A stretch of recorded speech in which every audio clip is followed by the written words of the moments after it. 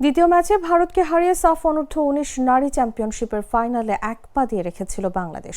বুধবার তৃতীয় ম্যাচে নেপালকে হারিয়ে ফাইনাল মঞ্চের টিকিট নিশ্চিত করেছে লাল সবুজের মেয়েরা। নেপালের পোখারা রঙ্গশালায় বাংলাদেশ স্বাগতিকদের হারিয়েছে 4-0 গোলে। টানা 3 জয়ের 9 পয়েন্ট নিয়ে আবারও ফাইনালে বাংলাদেশ। 2024 সালে ঢাকায় অনুষ্ঠিত আসরে ফাইনালে মুখোমুখি হয়েছিল বাংলাদেশ ও ভারত। নাটকীয় সেই ফাইনালে হারাতে পারেনি কেউ কাউকে। নির্ধারিত সময়ের খেলা 1-1 ও টাই ব্রেকারের 11-11 গোলের সমতার পর দুই দলকে যৌথ চ্যাম্পিয়ন ঘোষণা করেছিল সাফ। 2 বছর পর আবার ফাইনালে বাংলাদেশের প্রতিপক্ষ ভারত। দিনের পর প্রথম ম্যাচে ভারত 8-0 গোলে ভুটানকে হারিয়ে 6 পয়েন্ট নিয়ে অপেক্ষায় ছিল বাংলাদেশ ও নেপাল ম্যাচের। নেপাল বড় ব্যবধানে বাংলাদেশকে হারাতে পারলে ফাইনালে ওঠার সম্ভাবনা টিকিয়ে রাখতে পারত। তবে নেপাল হেরে যাওয়ায় বাংলাদেশের সাথে ফাইনাল নিশ্চিত হয় ভারতেরও।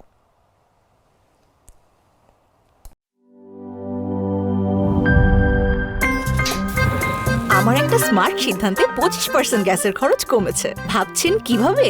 সাধারণ গ্যাস স্টোভ বদলে আমি এনেছি আরএফএল গ্যাস স্টোভ। এর সাইন্টিফিক নজল ও ব্রাস বার্নার ক্যাপ সমানভাবে তাপ ছড়িয়ে রান্না করে দ্রুত। তাই গ্যাসও বাঁচায় 25%, টাকাও বাঁচে 25%। আরএফএল গ্যাস স্টোভ নিরাপদ ও গ্যাস সাশ্রয়ী।